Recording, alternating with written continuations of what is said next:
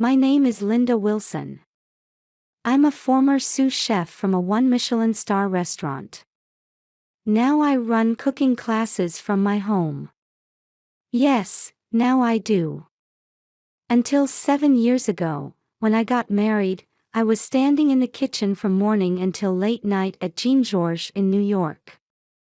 I mastered every technique from molecular gastronomy to classic French cuisine and had earned the chef's complete trust.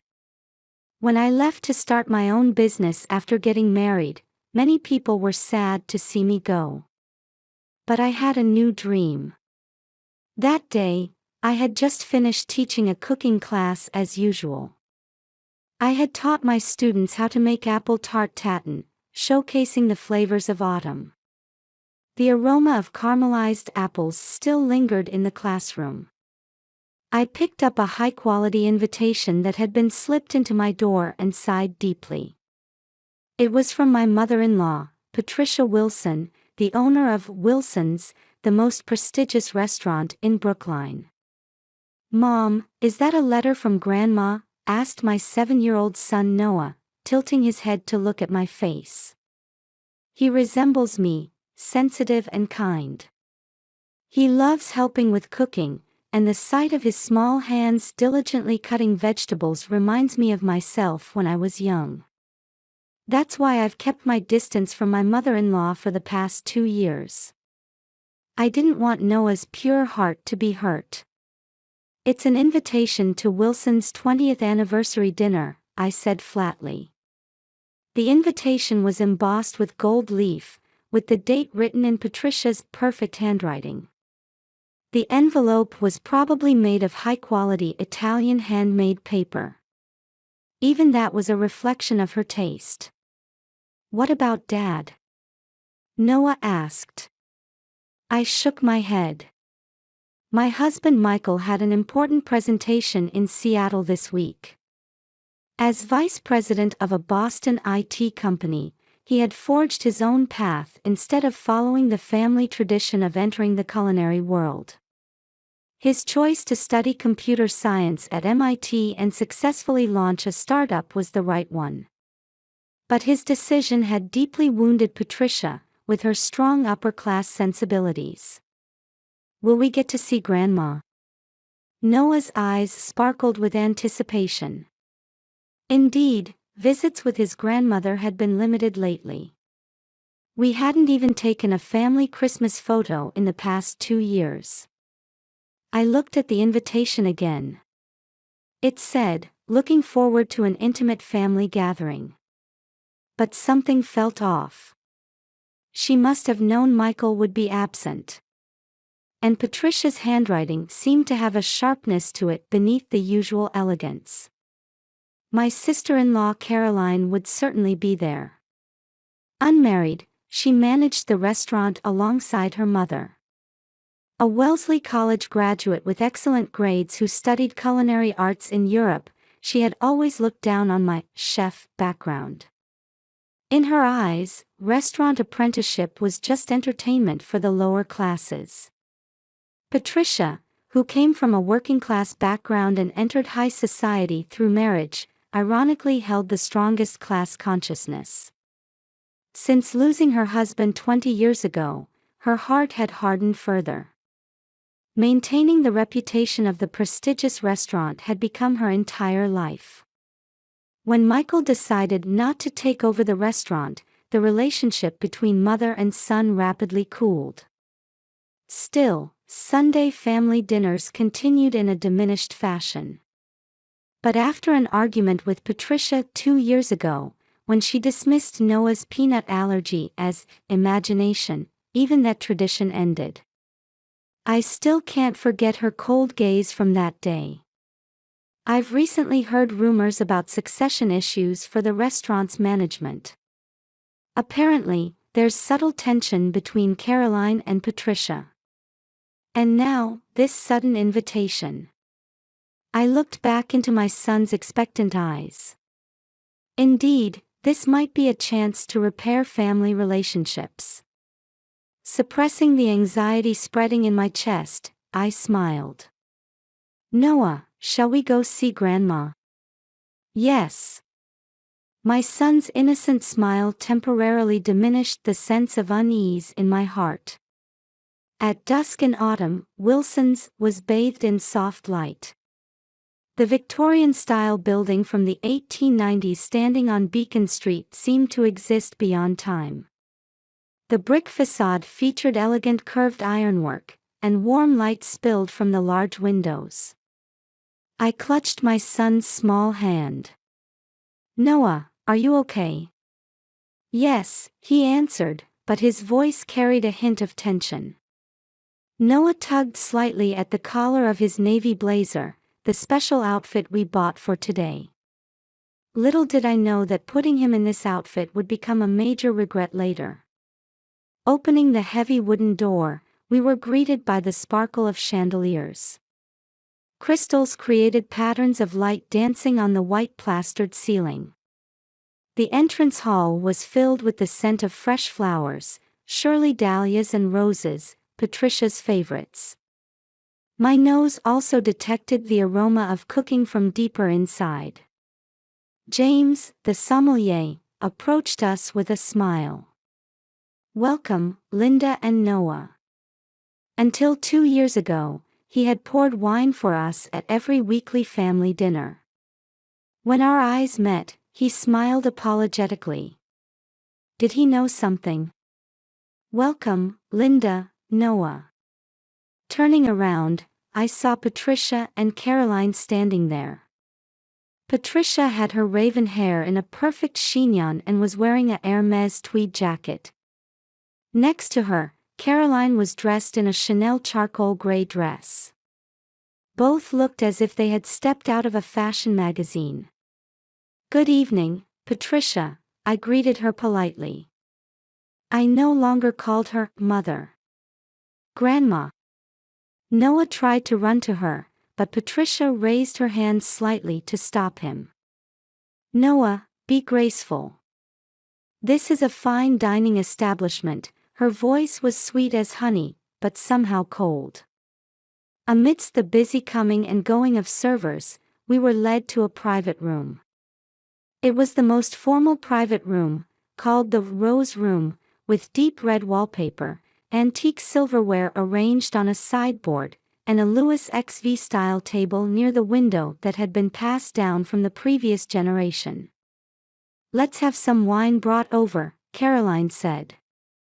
"We've opened a special 1999 Romani Conti for tonight."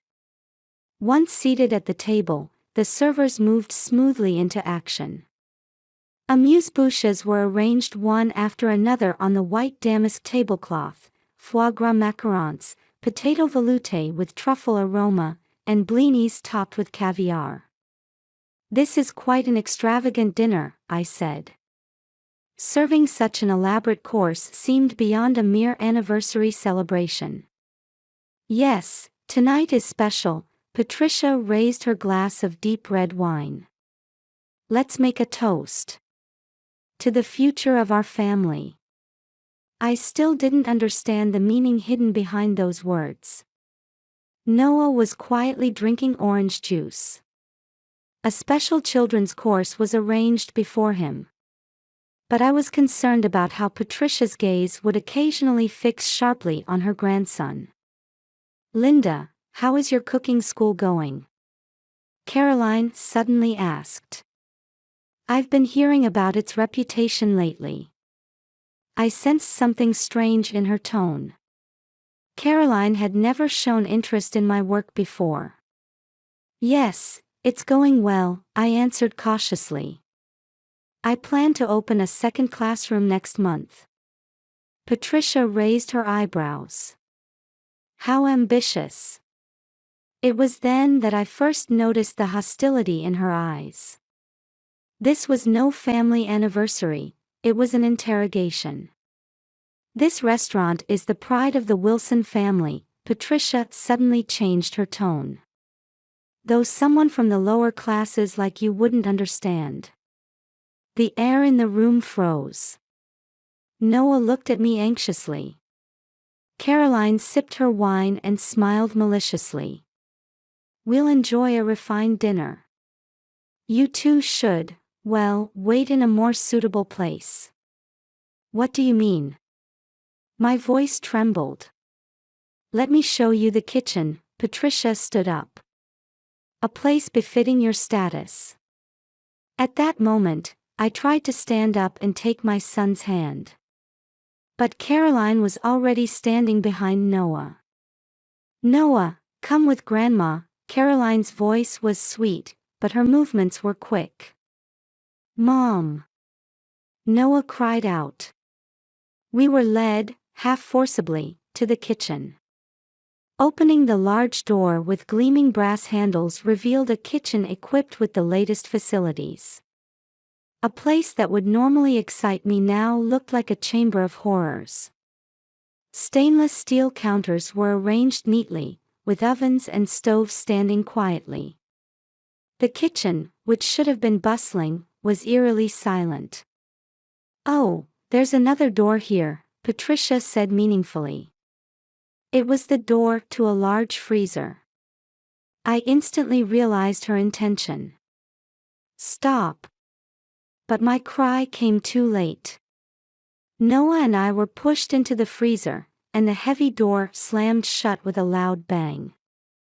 In the darkness, Noah's small body was trembling. From outside, I could hear Patricia's loud laughter. Now, let's enjoy our refined dinner. That voice grew distant. We were left in the cold darkness. My body began to shake. But now was not the time to give in to fear. Noah, are you okay? I embraced my son in the darkness. His small body was trembling. I'm cold. Mom, I'm scared. It's okay. Mom will protect you. I held my son tightly. Noah, would you like to hear about when Mom was a chef? My apprenticeship at Jean Georges. The pride of being present when the restaurant went from 2 stars to 3. And above all, my experience managing ingredients in extreme cold. Now, that experience was becoming our lifeline. First, let's try not to move, I whispered to my son. So we don't lose body heat. I began to feel around to check our surroundings. I understood the structure of commercial freezers. There should be an emergency lever installed. But until I found it, we needed to prepare to survive. Noah, listen carefully to Mom. We're going to make a shelter. My eyes were adjusting to the darkness. I could see a pile of cardboard boxes, packaging used for high-end ingredients like foie gras, truffles, and caviar. Those boxes would save our lives. Noah, please carry the boxes as I tell you. Working with my small son, we began to build a makeshift shelter with cardboard. I dismantled boxes and layered them 2-3 times thick. The methods for keeping ingredients warm that I had learned as a chef were now being used to save human lives. This will block the wind. We crawled into the improvised shelter and wrapped ourselves in commercial plastic wrap. Tools that were commonplace in a professional kitchen now served as blankets. We huddled together, trying to move as little as possible. Time passed. Mom, I'm thirsty. Hydration was important. But drinking frozen water directly would be dangerous. Instead, I found a box of high-end chocolates nearby by feeling around. Let's lick these little by little. Melt them with your body heat. The aroma of cocoa brought a slight comfort to our hearts. In the shelter, I kept talking to my son. Happy memories, future dreams, and above all, the importance of staying alive. We couldn't fall asleep. We had to stay conscious. Noah, keep your eyes open. Let's play a quiz game. Quizzes about cooking. Names of ingredients, cooking methods, world cuisines. stimulating my son's curiosity while maintaining consciousness. The temporary temperature rise for defrosting provided a brief respite. But it was short-lived. "Mom, my fingers hurt." The beginning of frostbite. I put my son's hands under my armpits and desperately tried to warm them. With fatigue and cold, my thinking was becoming dull. But I couldn't give up. I had to find the emergency lever. "Noah, Mom's going to move a little. You wait here." Crawling out of the shelter, I began exploring along the walls. The coldness of the metal cut into my bare fingers. But somewhere here. Finally, my fingertips felt something. A thin metal rod. This must be it. The emergency lever. I found it. But my frozen fingers wouldn't move freely. The lever was stiff and wouldn't budge. "Noah, Mom needs your help." My son's hands, crawling out of the shelter, looked surprisingly small. But they were still warm. "Hold this. Pull it together with Mom." Together, we desperately pulled the lever. We pulled with all our might once more. And the door moved inward. Light streamed in. We did it. We crawled out of the freezer. My legs were unsteady. But I had to stand up. I rose on trembling legs and firmly grasped my son's hand. We passed through the kitchen, heading for the dining room. There were guests filling the seats. And Patricia and Caroline elegantly sipping wine. "Everyone, please listen." My voice echoed in the suddenly silent restaurant. Raising my discolored, frost-bitten hand, I began to tell the truth in a trembling voice. The blood drained from Patricia's face. Caroline's wine glass fell to the floor. As murmurs spread among the guests, we stood firm. We had survived. The emergency ward at Massachusetts General Hospital welcomed us warmly. The doctors immediately began treatment. Frostbite, hypothermia, dehydration. Diagnoses came one after another. "Linda." I opened my eyes to the voice of my husband rushing into the hospital room. Michael's face, having returned urgently from Seattle, was distorted with anger and sadness. "Where's Noah?" "In the pediatric ward next door. He's stable." My husband took my hand and for the first time, shed tears. "Mother. I can't believe Mother would do something like this." At that moment, the TV in the hospital room began broadcasting breaking news. A shocking imprisonment incident at a prestigious Brookline restaurant. Police are revealing details about the arrest of the owner and co-manager. The screen showed the exterior of Wilson's and images of Patricia and Caroline in handcuffs. It was the moment when the glamorous mask of high society was torn away in an instant. Hours later, a detective visited the hospital room. "We've checked the security camera footage," the detective said in a gruff voice. "It's clear this was a premeditated crime. The security cameras had recorded everything. Patricia and her daughter checking the emergency lever of the freezer beforehand. Instructions to send the kitchen staff home early. And the moment they imprisoned us. Testimonies are coming in from restaurant employees as well." The detective opened a thick file. It contained truths that had been hidden until now. Harassment of former employees. Unjust dismissals. And the most shocking fact. Your son's allergic reaction 2 years ago. That was no accident. A chill ran down my spine. Noah's attack that day. Patricia had known. She had known about the peanut allergy and deliberately. During questioning, Caroline confessed, the detective continued. There was conflict with Mrs. Patricia over the succession of management rights. The truth was gradually becoming clear. Patricia had no intention of letting Caroline inherit the restaurant. She believed that Michael's son, Noah, was the rightful successor. But the existence of me, an unsuitable mother, was interfering with her perfect plan. That night, Michael spent a long time in the hospital room. Mother was too obsessed with perfection, he said in a tired voice. Family tradition, social status, the restaurant's reputation. She became trapped by these things and lost her heart as a human being. The next day, social media was abuzz with the incident. The dark side of the established restaurant was being revealed one after another. A week later, a preliminary hearing began at the Suffolk County Courthouse. Opening the heavy wooden doors, we were enveloped by the cool air. A court artist was busily moving her pencil. Local media reporters sat in the gallery.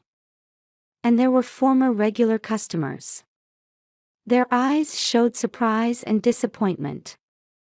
Patricia appeared dressed in a brand-name suit. But her appearance had lost its former dignity. Next to her, Caroline kept her head down. Defendant, Patricia Wilson, the judge's voice resonated.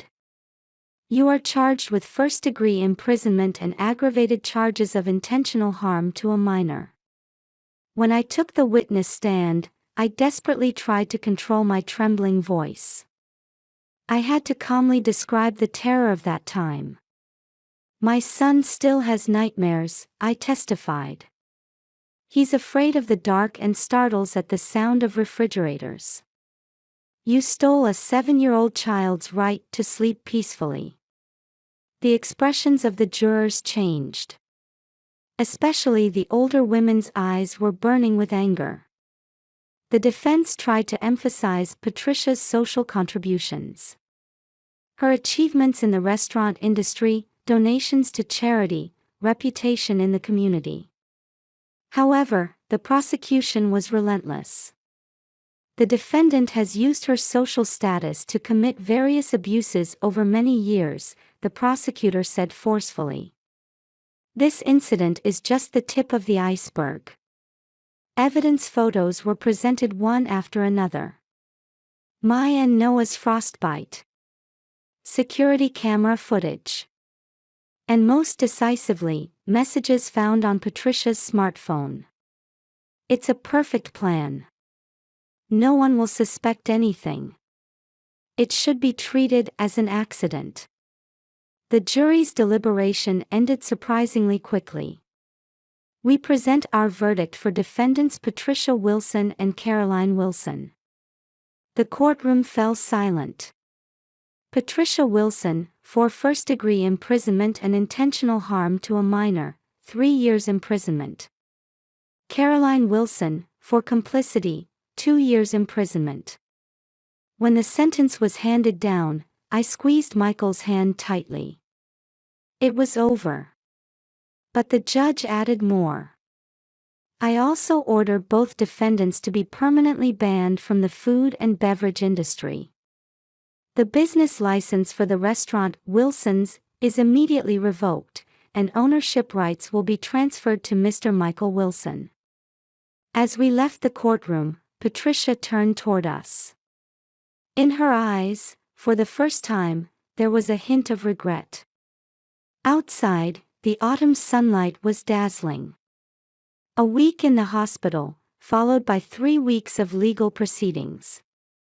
The season had deepened, and the trees were ablaze with autumn colors.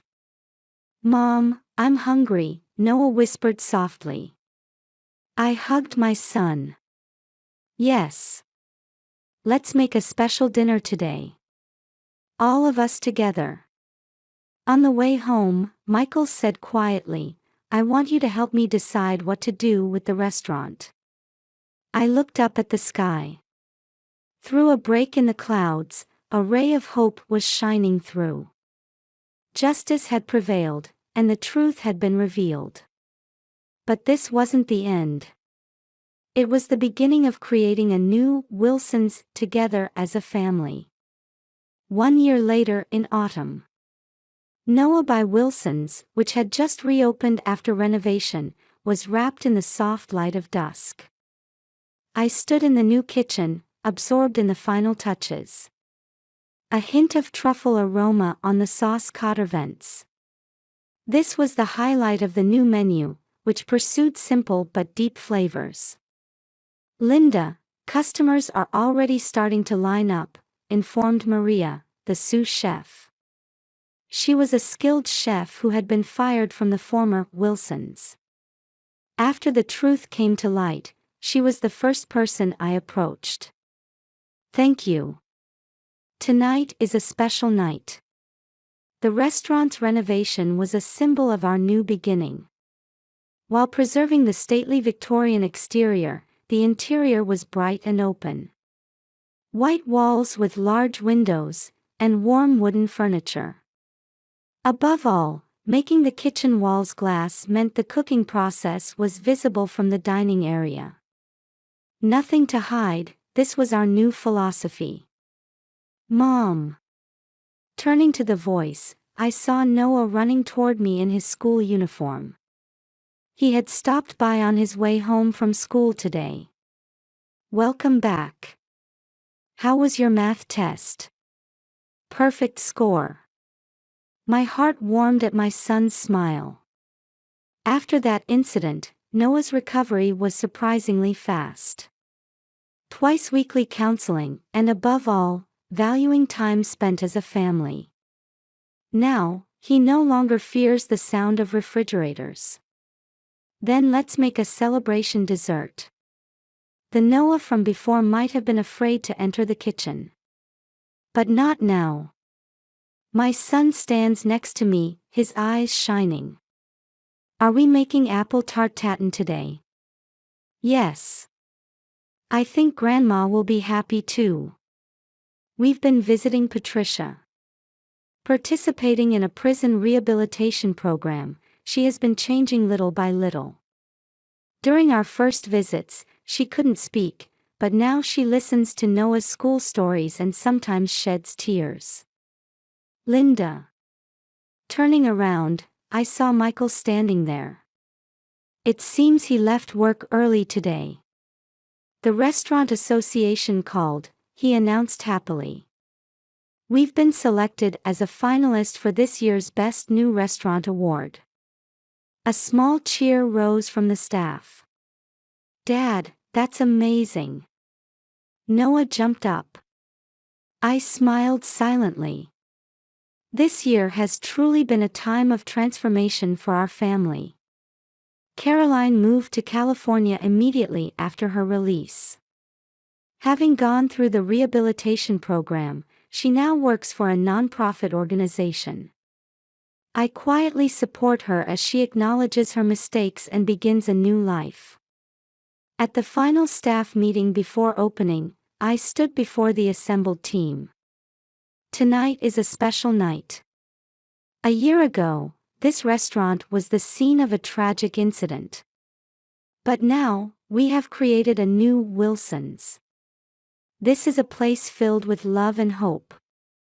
And above all, a place that pursues authentic flavors. The staff's eyes gleamed with pride. Many of them had been treated unfairly under the previous management.